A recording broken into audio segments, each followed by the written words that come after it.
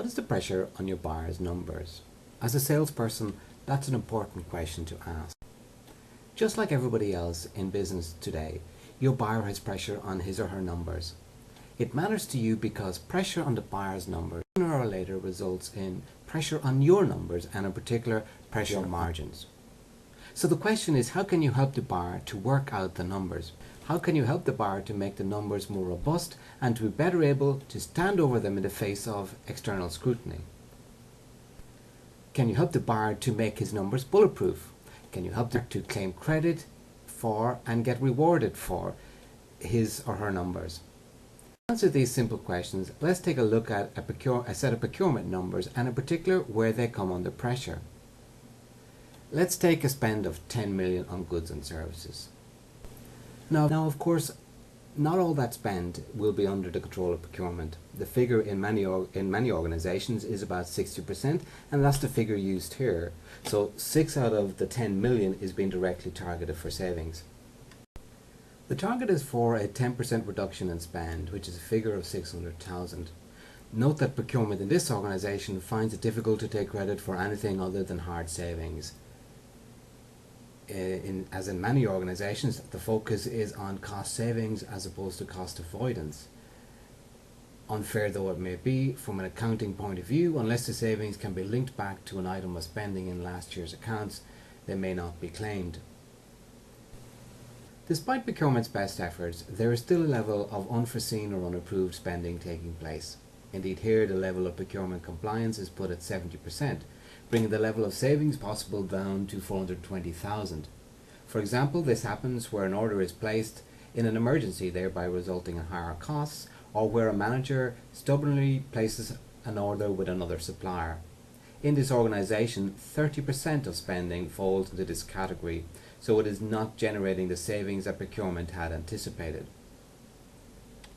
In this organization, not all the savings planned are realized. This may be the result of poor contract management, where terms agreed are not reviewed to ensure that full discounts or rebates are achieved, for example, or it may be the result of poor supplier performance management. The full savings or other benefits generally don't happen by themselves. They need to be tracked and managed. The failure to do so results in a leakage of 10% in this company.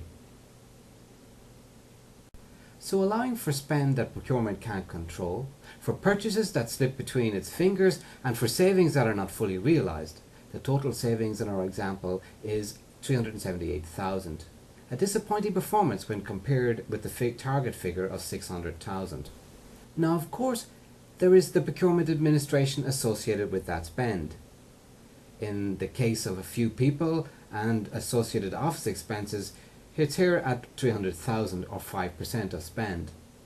These costs could be looked at more broadly, however, in terms of the procure to pay cycle, from sourcing the product to payment of suppliers.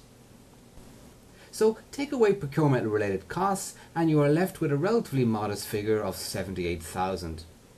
That figure accounts for just 1% of the total spend of 10 million. That's hardly a great victory for procurement, and it's likely to be under severe pressure as a result to justify itself and to deliver greater savings. That, rather than being a problem for the seller, can be an opportunity. That is, if the seller can help the buyer with the numbers. The targeted levels of savings is 10%. But is that to come from cutting back on volume levels and in particular unnecessary purchases, or by means of cutting supplier margins or buying in bulk? The supplier can help among these choices. In particular, the seller can show the buyer to analyze spend and identify how best to achieve savings. The seller can help the buyer to make sure that maverick or unforeseen and emergency purchases are reduced. For example, providing greater visibility of spend and helping to get buy-in among internal customers to use approved suppliers and processes. The seller can help the buyer to realize more of the promised savings. That includes engaging with the buyer in reviewing contract and supplier performance and putting benefits realization center stage. Tracking and communicating the benefits delivered is also important. Maybe the buyer is under or overestimating the level of benefits or savings actually achieved.